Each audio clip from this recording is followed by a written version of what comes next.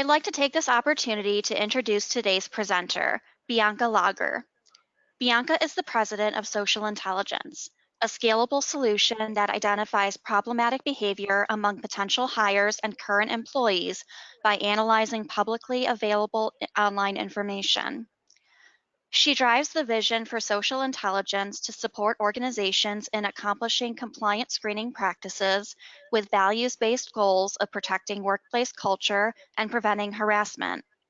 Bianca obtained an MBA from Pepperdine in 2015, where she periodically guest lectures. Now I will turn over the presentation to Bianca. Thank you so much, Jennifer, and thank you all for joining us today. We're thrilled to be able to present this webinar to you guys, bring some informational, content to you to get you familiar with the social media screening space. I always say there is a healthy hesitation and healthy fear sometimes to understand what social media and the background screening world, how that all works together. What we're here to do today is just to deliver some best practices and some educational advice as to if you're thinking about a social media program, if you already sort of do it. So we're going to give you a really good insight into what it is all about. So first things first, outside of thank yous to everyone, we want to always put out the disclaimer that Social Intelligence and myself, we are not a law firm, I'm not a lawyer. The material presented in this publication is for informational purposes only, so nothing in here should be construed as legal advice, and please do speak with your legal counsel to obtain a legal opinion for your specific needs. So now that that's out of the way, let's get into a little bit about what we're going to talk about today. So wanted to give you guys a little bit of background. Like Jennifer introduced me, my name is Bianca Lager. I'm the president of Social Intelligence. And Social Intelligence partners with AccuSource to deliver background screening services in the social media space. Social Intelligence came to market in 2010, so we've been doing this about 10 years. And one of the first things to know about social intelligence is that when we first started applying social media in the background screening world, the Federal Trade Commission got involved early on with us, had a look to see, well, if social media should be used in employment decisions. And if so, what were the rules? So they had a look at what Social Intelligence did and the product that we brought to market. The Federal Trade Commission said, you know what, social media screening, it should follow the FCRA. And so Social Intelligence is a consumer reporting agency. So just like AccuSource, and that's one of the reasons we partner together, is that we sort of bring that full scale and full scope consumer reporting agency and compliance viewpoint to, of course, not only your general background screening programs, but bringing social media into the realm here. So again, FCRA compliance is a very big part of the process with social media screening, and that's sort of the first takeaway from today, is to understand, we're here to deliver a compliant solution and to make sure that we team up to supply everyone with a workflow that is not only going to be easy to use, but has a full scope of compliance. So from beginning to end, whenever you're thinking about a social media program, we're here to support you and make sure you have all the right resources and to make sure that everything is not only a good operational flow for you, but also is a compliant one. So we'll take a look in a little bit down the webinar as what that looks like on the AccuSource platform. But for now, we're going to go into what we're talking about today. So we're calling this Social Media Screening 101, and we're going to, take a step back and take a look at why social media screening matters. What is the curiosity there? Why are folks starting to involve social media into their background screening processes? What are the risks out there? What am I risking by getting involved in that? How should I do this? And when you are looking at an actual, if you're going to start a program, what should that look like? What is a social media screening report? Is it like a criminal report? Is it like other types of background screening reports? So we'll kind of explain the breakdown and the differences there. And then, of course, a lot of questions that people are curious is about, how does this work, right, internally? Not only how do I order or obtain something like this, a service like this, but also how do I adjudicate this stuff? What do I do now that we have the social media reports, and how do we apply it to our workplace? And then we're going to go over some general sort of benchmarking data that is unique to social intelligence's experience and the reason AccuSource partners with social intelligence. So without further ado, we're going to actually start with our very first poll question, and hoping everybody gets a chance to participate here. So the question being, beyond recruiting, at what point do you use social media to screen your job candidates? Now, there's one selection here. So prior to the interview, at job stage, at job offer stage, both, neither, or not sure. We'll give everyone just about 20 seconds or so to finish up choosing your selections, and then we'll close up and review the results together. So go ahead and make those selections if you could. And all right, I think that should do it. So let's take a look at the results here.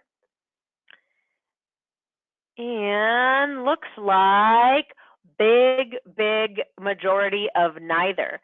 And we're going to have another question down the webinar that's going to dive a little bit deeper into neither, right, to understand where that comes in, or if that comes into play at all. So right now, about 10% of people taking a look at social media prior to the interview. At the job offer stage, maybe a little bit of both. A lot of people say, neither, we're not doing it right now. We're kind of curious. Maybe the curiosity here is, should we be starting? Or like I said, the healthy hesitation of, I haven't really touched this thing because I'm just not sure about it. So hopefully everybody's here to learn a little bit more. And then of course, 3% of not sure. And not sure is an interesting answer too, because I think that there is a lot of unofficial types of social media screening going on usually. So we'll dive a little bit into that in just a little while down the line. But for now, we'll move on with the presentation and go into why does social media screening matter? So especially for the folks that answered that question of neither, not a complete surprising answer. Like I said, there's some mixture in there generally of, we're kind of, we think there might be content in there that matters. We're not really sure what it is. We're not really sure what to look for. We're concerned about privacy, and legalities around that. So let's really take a look at what the online space is.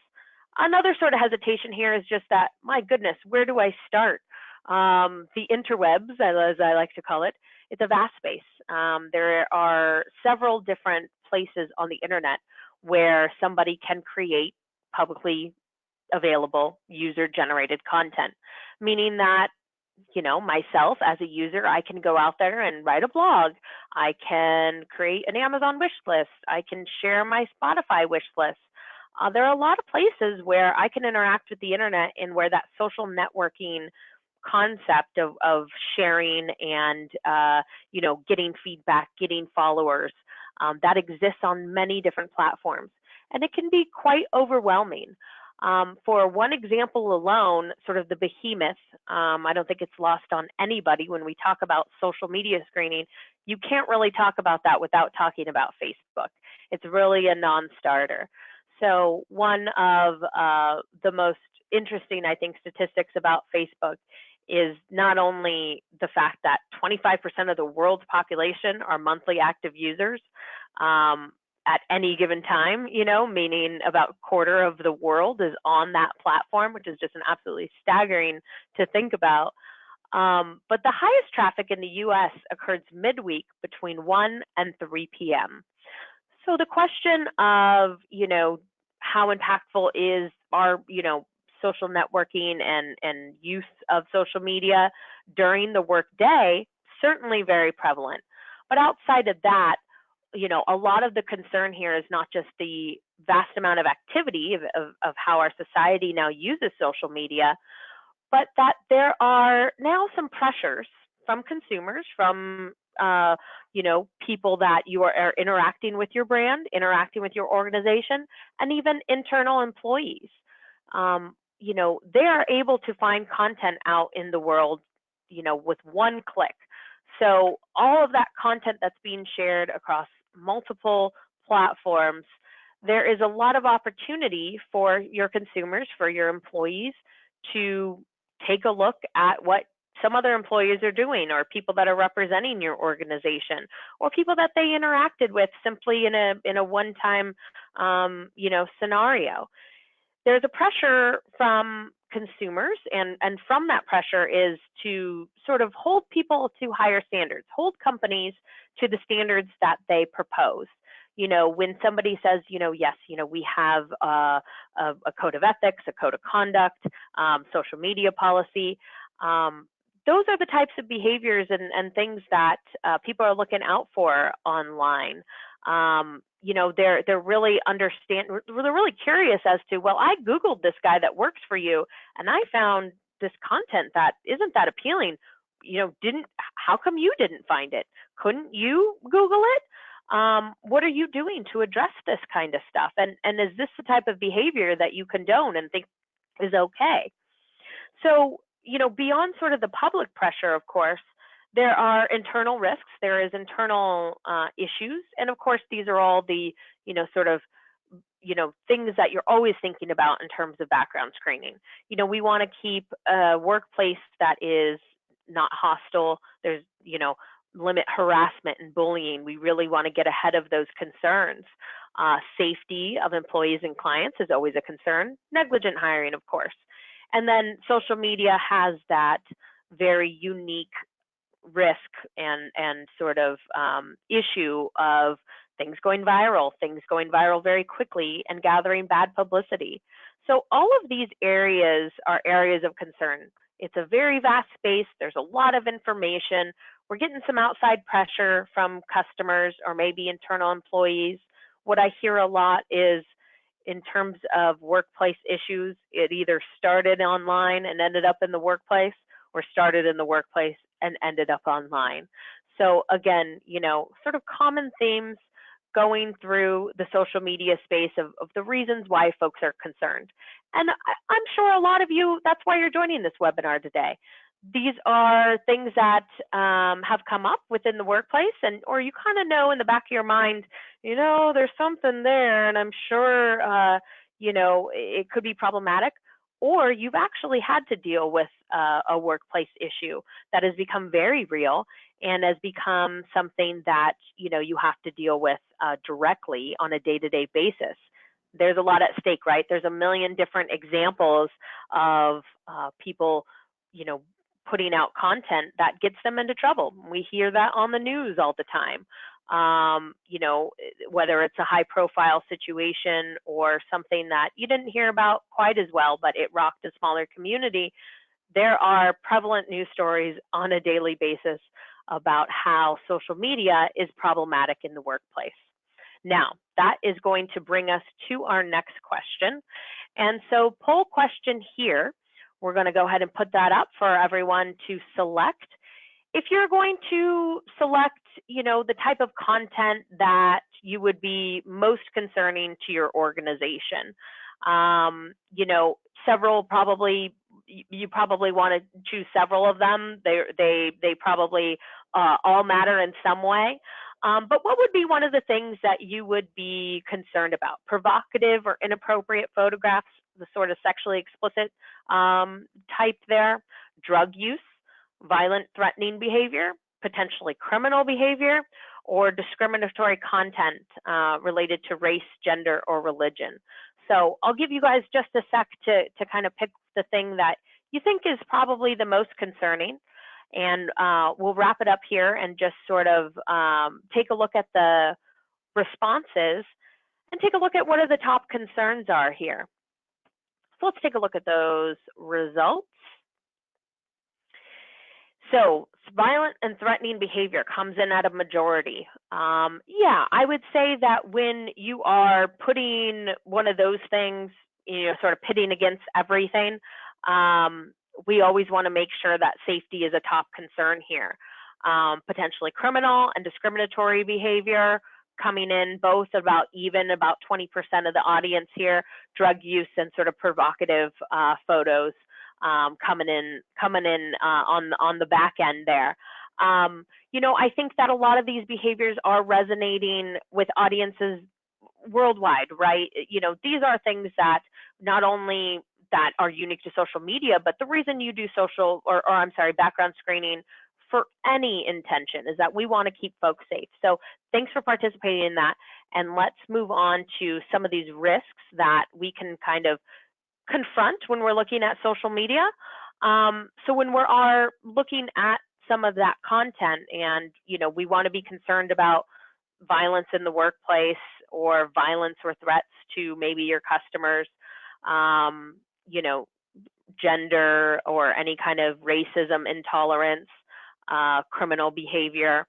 These are all things that we're concerned about. But as we know with social media, what is it that we're up against here? What is it that we want to be aware of? So the truth of the matter is that when it comes to social media background screening, CareerBuilder had a 2018 survey that polled various organizations and came back with about 70% of organizations that said they were currently using social media at some stage of the process while kind of going through job candidates. Now, Sterling's survey here said that 95% of those who say they are using social media are just doing it themselves. Now, this is a big risk factor when we're kind of taking a look at how to employ a social media screening program. It's really easy to do, right? Facebook, Google, it's all at our fingertips all day long.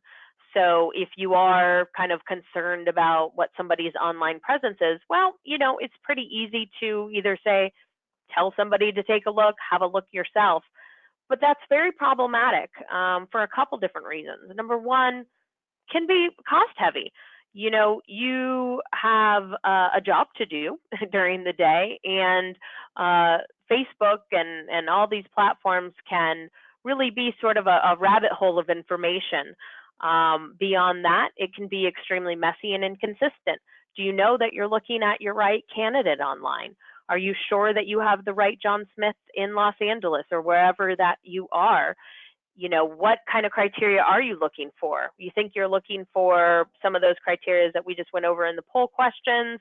Are you looking for all those things, just one? How are you defining those types of activities? Beyond that, the kind of biggest sort of issue and in terms of risk in social media is protected class information, right? And this is kind of a big reason why people are hesitant to delve into the world of social media is, hey, I want to make sure that I'm not violating privacy rights from the job candidates that we're reviewing. Very big concern. My friend Dosi Do here, if you have, you pull her up on Facebook, a couple different things that we see really quickly. Her marital status looks like she just got married or she's getting married soon. She looks like she was in the Army, military status there. She attended a Catholic school, could be her religion maybe. And lastly, what to expect when you're expecting, looking at baby names. Is she pregnant? Is she going to get pregnant? Obviously, these are things that are protected class information that cannot be used against Dosi in a hiring decision. I don't think that's lost on anybody here in the webinar. But what is poignant to understand is how quickly bias can be formed. And, we all try to do our best to remove that type of bias.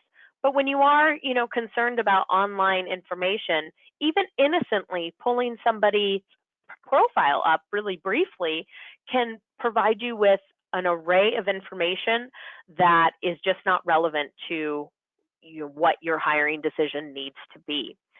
So, okay, we've gone over, well, we can't ignore social media, right? There's a vast amount of information there. There are some very sort of threatening content pieces and topics out there that could be dangerous to my organization. We certainly can't do it ourselves. So what option does that leave us? Well, of course, we're here to talk about how to, inform yourself to provide a consistent and compliant, background screening social media program through your trusted CRA partner. So without further ado, I'm going to talk about the social intelligence report provided through AccuSource and what some of those deliverables are that would look like through a social media screening program via AccuSource. So what these reports concentrate on are 4 business-related online behaviors. Now, these have been developed over time. So about 10 years ago when social intelligence first started providing social media reports, there was a very, an array of customers who asked for several different pieces of content to look at. There are lots of different types of things to be concerned about. It became very cumbersome for most clients to define what they were concerned with themselves. And really, these are the themes that kept coming up over and over again. So what we've done here is created a product that delivers the highest level and highest risk places or pieces of content that you would be concerned about online. Demonstrations of racism or intolerance, potentially illegal activity, potentially violent conduct, and sexually explicit material. So again, these 4 things are best practices. They're business-related online behaviors. It is content that is actionable. So once you do receive a report and see that your candidate potentially had this type of behavior online, it is something that you can take action on. We'll talk a little bit about what that might look like. Another sort of reason for the design of the product, how it is to say, hey, these are the topics that are the most concerning. Again, best practices, industry-wide, but there is certainly an ability for your company and your organization to take a look at the specifics within these filters and to, customize them or to take a unique approach and whatever is impactful to your business. So while we provide a service and a report that says, hey, let us do the thinking for you. We don't want to create a bunch of work or meetings that you have to have internally to try to figure out what it is that you need to do. We're here to recommend, hey, these are the safe best practices. These are the places where you can be compliant, but let us know if you need to tweak this at all, and we'll work with you on that. This is what the deliverable looks like. So the design of this social media offering is very much a lot like a criminal report. So what comes back to you on the AccuSource platform is, something that is, of course, again, compliant with FCRA, EEOC state and privacy laws, which I'm going to talk about in a little bit in terms of how we actually take an extra step to protect you against the protected class information of your candidate. It focuses on those online business-related behaviors. And we also provide, thorough identity resolution notes so that you know and have confidence that we did find the correct Nicole Doe or John Smith, whoever it might be at the time. Your report is going to be actionable. So, in terms of considering, a social media screening program, our recommendations are always to make sure that the feedback that you're getting in the deliverable is defined really well, that you're able to see really quickly whether or not there is content on here that is concerning, and that you're able to take action on it really quickly. So let me talk a little bit about the operational process of how these reports come together. Now, of course, this is something that is useful because, like I said, when you're doing it yourself, it could take a lot of time. It definitely is a lot of different platforms, and some candidates have a vast amount of content that they share online that could take you several hours to go through. So Social Intelligence has developed their proprietary software and artificial intelligence platform 10 years ago. And so we've been perfecting that for over a decade to not only show us where somebody lives online, but to zero in on that problematic content really quickly. So what this provides is an outsourced way to optimize and scale your social media searches. So from social intelligence perspective, we're able to, find where your candidate lives online, and then we take the extra step and have one of our analysts internally review and to make sure that the AI got that report right. We always do a double check just to ensure that not only are we finding the right person, but that the content matched those filters appropriately and that that report is going to be actionable. It's a quality control measure that over time we know is very important to the process. And we really automated that workflow again to be not only quick and efficient, but to be accurate as well. There's an additional step that social intelligence takes, and it's unique to the product offering here, is that we also not only flag that content of the 4 areas of concern that we discussed, but we also redact any protected class information from your job candidate. So let me give you an example. If your job candidate, we'll call him John Smith again, posts something online that is maybe potentially incriminates him in a crime, but he somehow also in that same photo or text that he's sharing identifies his protected class information, talking about maybe the church that he goes to or a disability that he has. What social intelligence will do is to make sure that we black out or redact that part that John Smith has shared about his protected class information and only focus in on that flagged content that we reviewed, again, in those 4 areas of concern. So not only are you provided with something that you can take action on, but also an extra layer of quality control, not through the thorough technology and our human analysts, and also that EEOC and state privacy laws protection to make sure that we not only are protecting at the federal level of those protected classes, but at the state level as well. So anytime that a candidate, depending on what jurisdiction that they're in, we'll take a look at what their state protected classes are as well and redact that information from the report so that you can be, confident that you have a report that isn't going to violate your candidate's privacy, concerns, laws, protected class information. A little bit of information just in terms of the technology.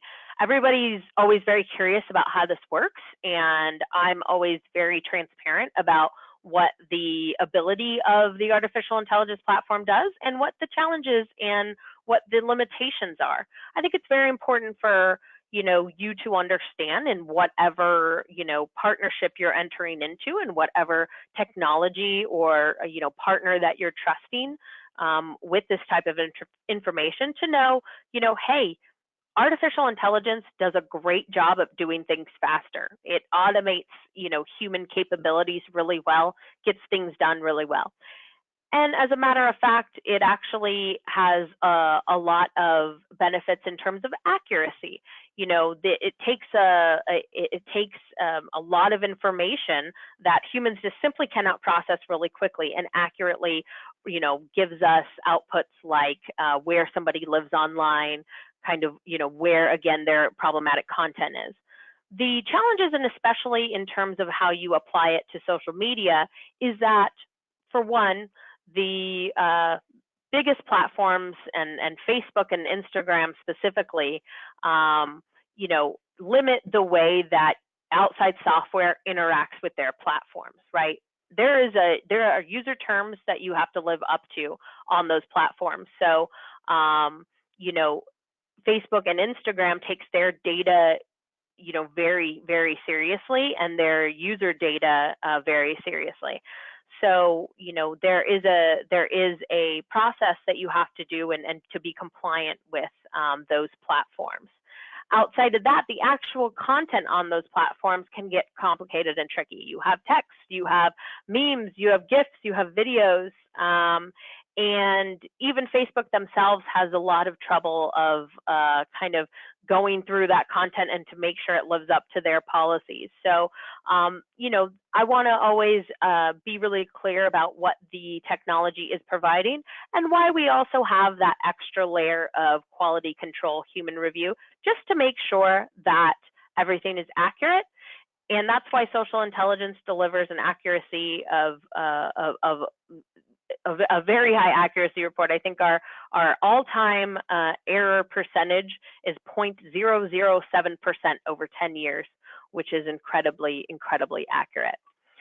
Now, let's take a pause. I'm going to take a sip of water, and I'm going to give you all a minute to respond to some of our poll questions here.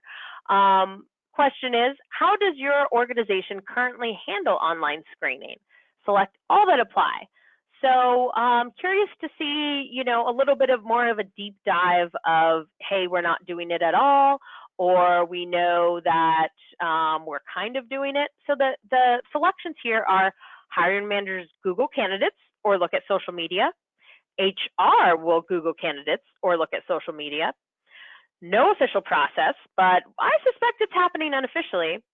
We utilize a compliant third-party screening process, or we have a firm policy against social media screening. So again, I'm going to take a sip of water and give you guys all a second to answer that poll question.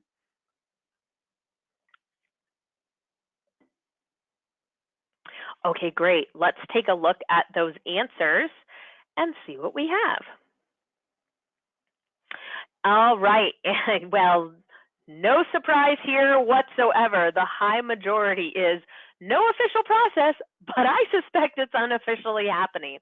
That is so much part of the driver why most folks not only probably attended this webinar, but are curious about social media screening in general. You know, most of our clients that we hear is, you know, we haven't organized this, but I know that there's some folks out there that are pulling up Facebook profiles. And that's one of the main drivers of why more and more businesses are turning to their trusted background screening provider like AccuSource to say, hey, I know this is happening, it's unofficial, I really want to clean this process up.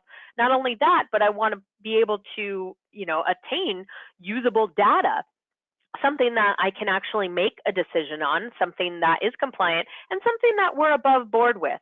You know, it's very important, of course, for the candidate experience to be a positive one.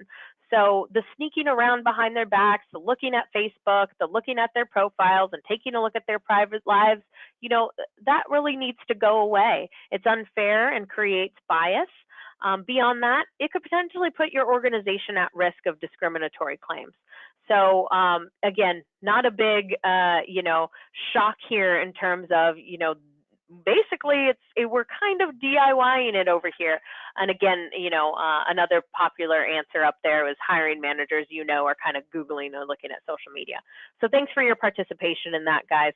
And let's kind of move on to the next part of our webinar here. And we're going to talk about, well, okay, if we are going to move from kind of doing it ourselves unofficially, it kind of worries me because I know some folks internally are doing this. Well, how does it work and what does it look like when we move to a scenario where we are doing it compliantly and then we're obtaining social media screening reports through AccuSource? So a few screenshots here that we wanted just to kind of walk through of what it looks like when you're on the AccuSource platform. You know, how do I go about ordering a social media screening solution? What do I do? Well, you know, you definitely want to talk to your AccuSource rep and talk about interest. We're absolutely here to partner up and to answer any questions that you might have, any specific concerns. But wanted to paint a picture really quickly just in terms of, you know, where do I go to order this? What does it look like? And, you know, wanted to just deliver the overall, you know, knowledge to you that this is a really integrated part of something that you're already familiar with. So the process of starting to order a report and adding a social media report is a really smooth one. The results are also posted back within your AccuSource platform. So under the attachment section, that's where you'll be able to view those results. So again, a really clean and really easy workflow once you're on the AccuSource platform. This is another look at what those results look like. And if you have any questions about how to obtain a type of search like that, certainly, talk to us and we'll be able to answer any questions you might have. Now, once you are up and running and once you do, get these ordered through your AccuSource background screening platform, one of the key questions is, well, what do I do with this report? How do I adjudicate this, guys? This is something I've never used before, not in a compliant, process. Obviously, a lot of unofficial stuff going on. But we're here to help you with that too. So once you actually also obtain the reports or you're getting started with the program, something that AccuSource and Social Intelligence teams up to provide is adjudication support.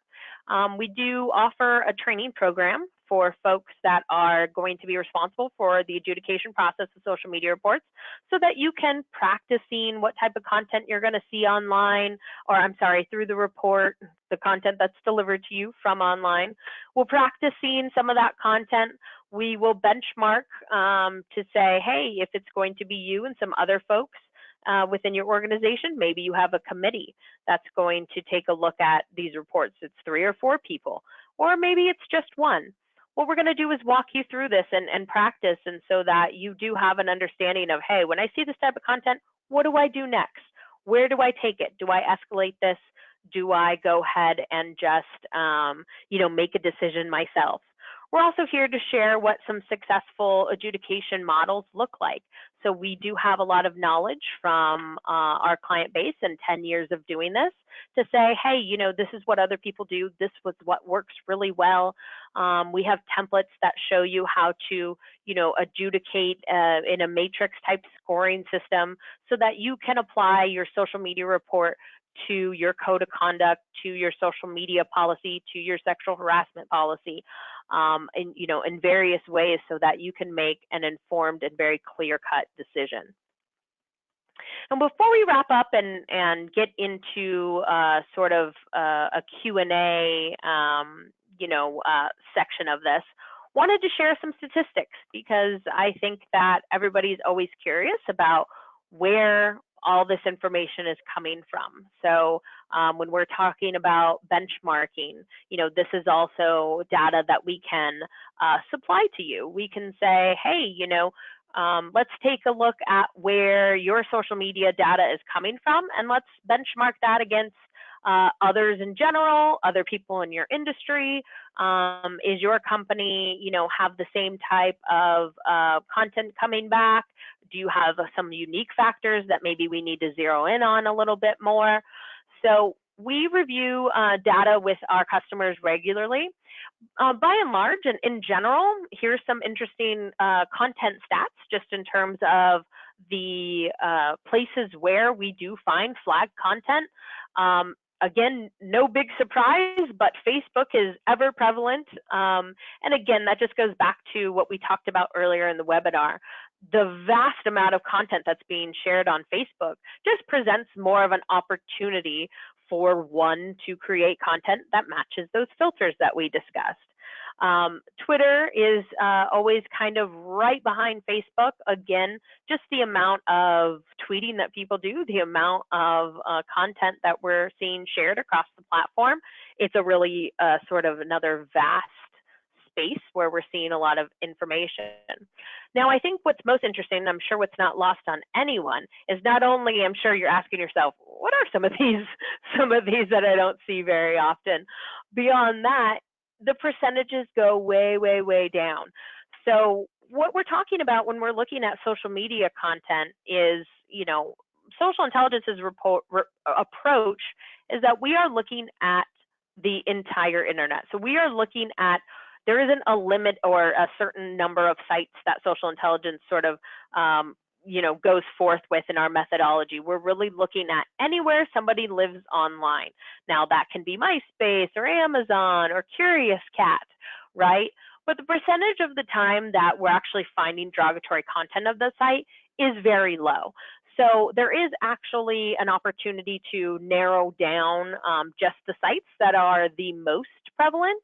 And so we're happy to talk with you about that, but wanted to present some data just to plant the seed in terms of how people interact with data online, and when we're finding derogatory content, where that stuff is coming from. Social intelligence also provides the stat of where, what the content type is. Is it original content? So meaning, is it some, just like an original tweet or something that I wrote online? Are you liking or following something, or are you resharing a piece of content? All of those things are captured on our reports, and we also provide that back as a data stat so that you understand, well, is this something that someone's just resharing? Did they actually create this originally? It does make a difference in terms of putting into context, the type of content that we're getting back. Also, just by year type, the reports do go back 7 years. About 45% of the time or so, it is within the last 3 years. So a little bit of interest there in terms of if you wanted to zero in on a smaller amount of years, just to know that what's super relevant to your job candidate right now, we have the ability to do that as well. Some current stats in terms of what the top filter is. We call them filters. We call them, kind of flagged filtered areas. Again, racism, intolerance, sexually explicit, potentially violent, and potentially illegal content. These are, again, the filters that we've created to kind of, make sure that we take the workload off you, so that we're defining these things legally, and then we work with you to refine those filters as well as possible.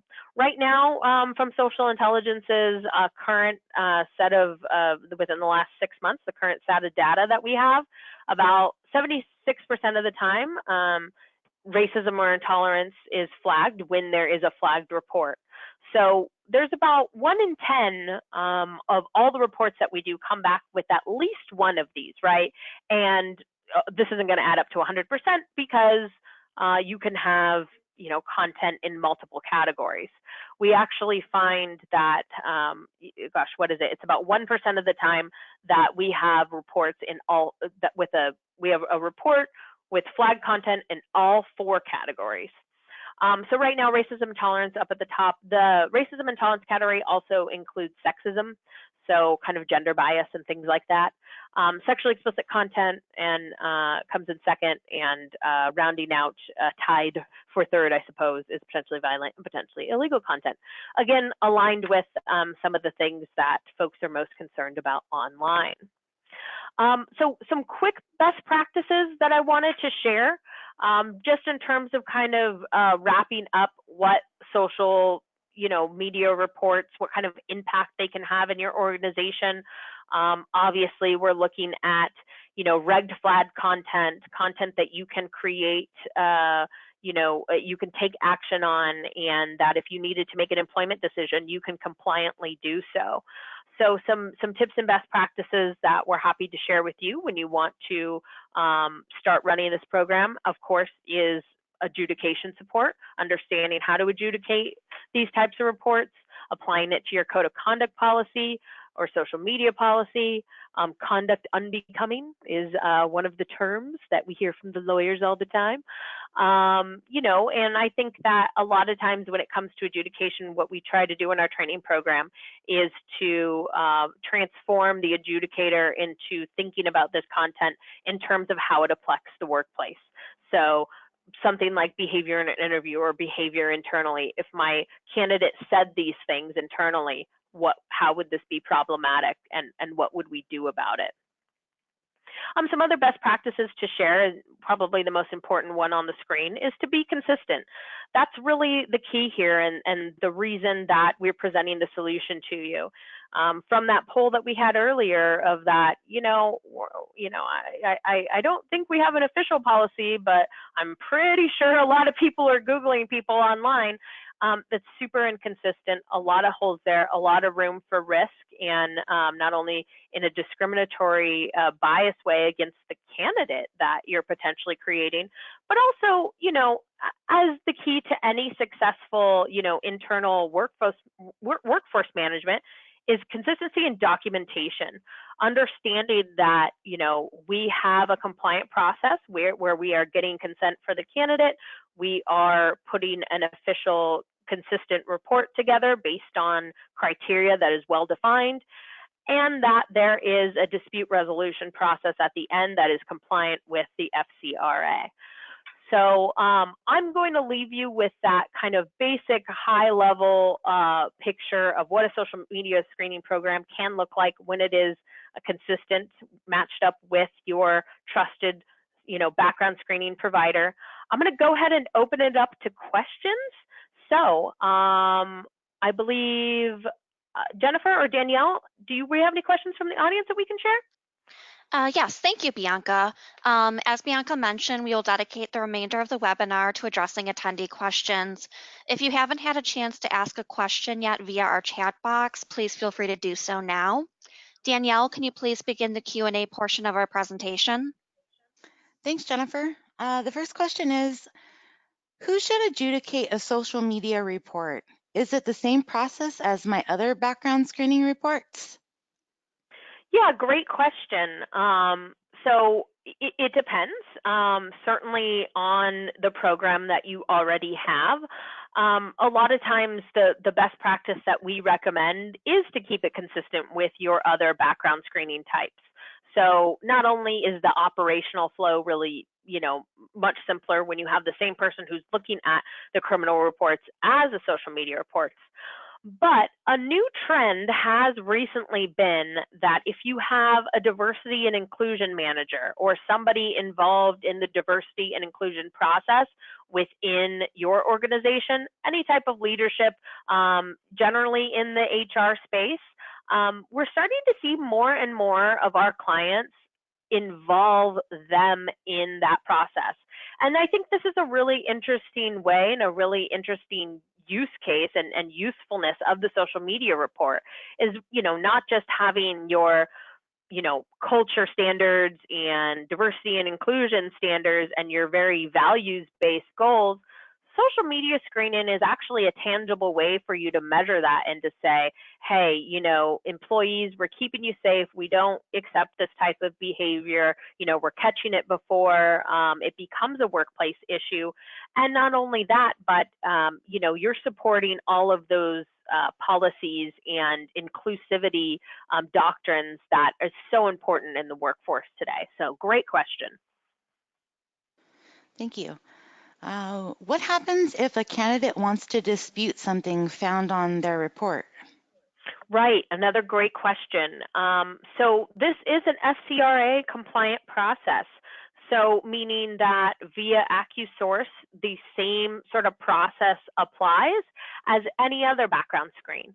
So when you do receive a report back and you would like to take adverse action, you would follow the same or similar adverse action process that you have in place now. You would have the pre-adverse action letter sent out, and if somebody has a dispute, they have the opportunity to dispute it at that time.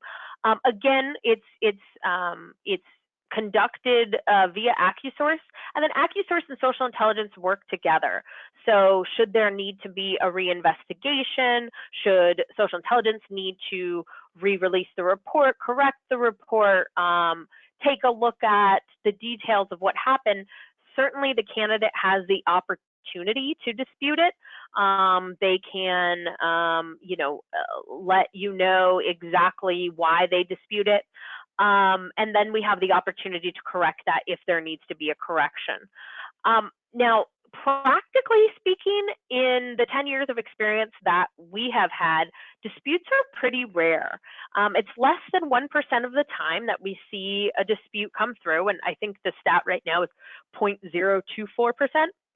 And I have to say that it's unique to social media and unique to social intelligence, not only because of the measures that we take in terms of being accurate, but also because, frankly, I think it's just a little embarrassing for folks when they see some of this content and they say, oh my gosh, there it is in black and white. It's really hard to disprove that one.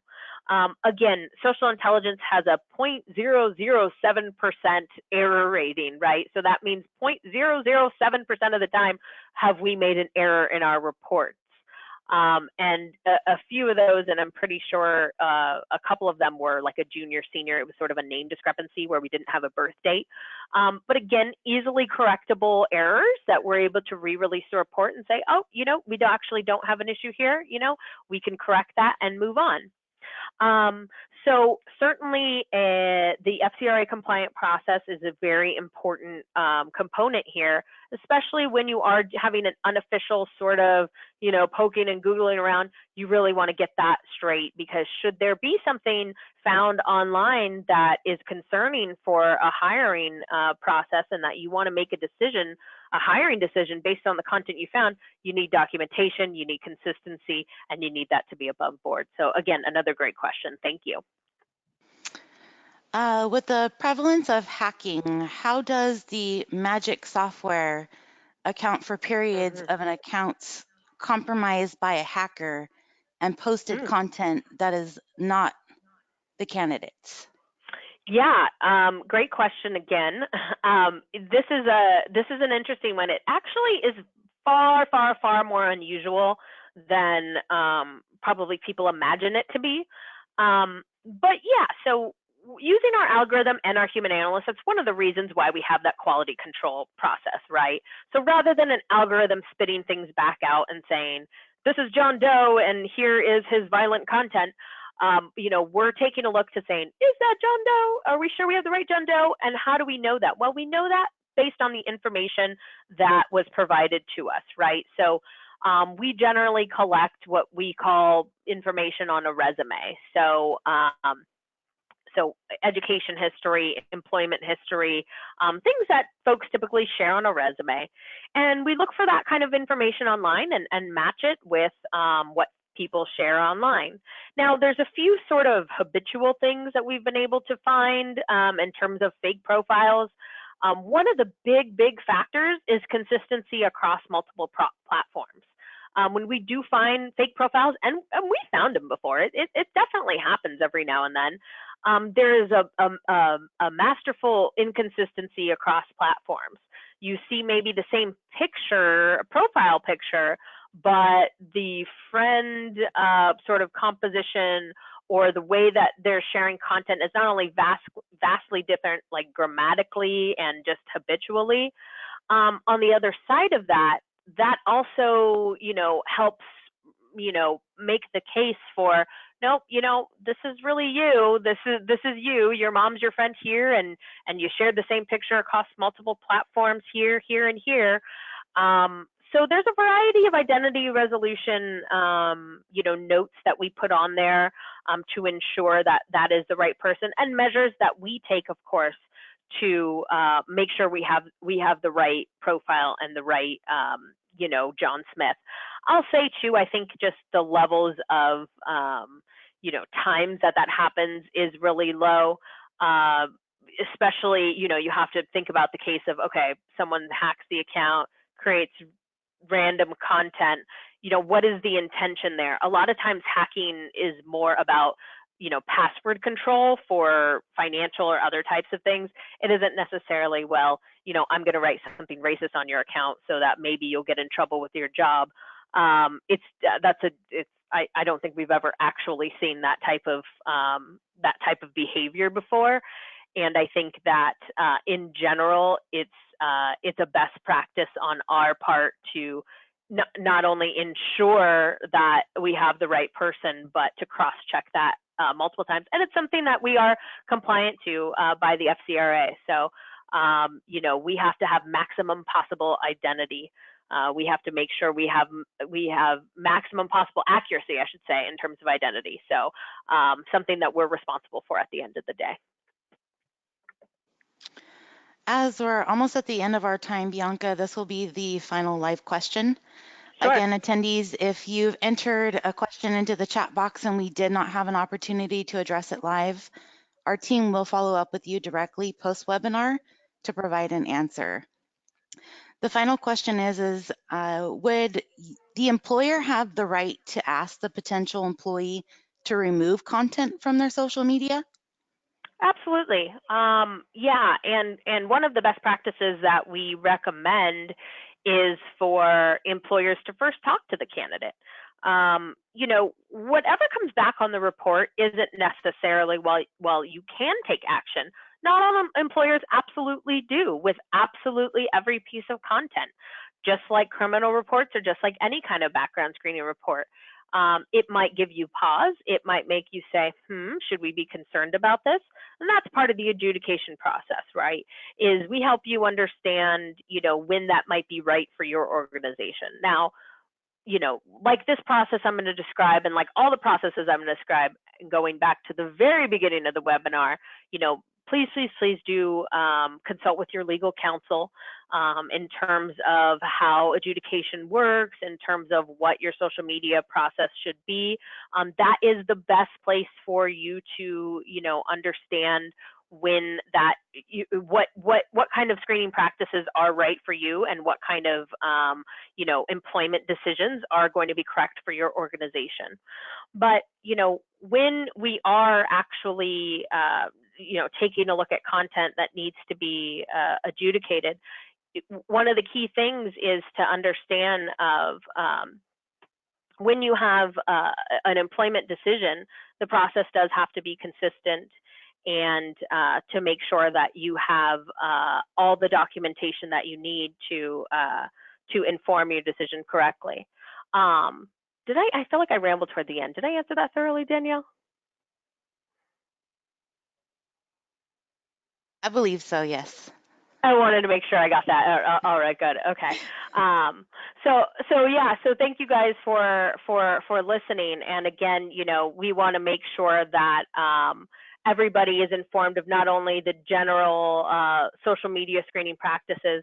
You're speaking with your general counsel or your counsel, legal counsel, to know what kind of screening practices are right for you, and to also, you know, feel free to ask us any questions in terms of how to get your social media screening process started. And, you know, should you have any questions about best practices or how the process works, you know, we're happy to always help. Thank you, Bianca, for facilitating this informative webinar, and special thanks to our attendees for joining us today. Your HCRI and SHRM credits will be emailed to you within the next few days.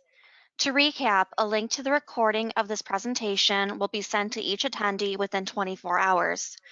Please also feel free to visit the resource section of our website at www.accusource-online.com, where you'll find our full webinar library, as well as other valuable compliance and educational resources.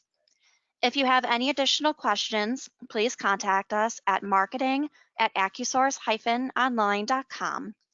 On behalf of the AccuSource team, we wish you all an enjoyable day.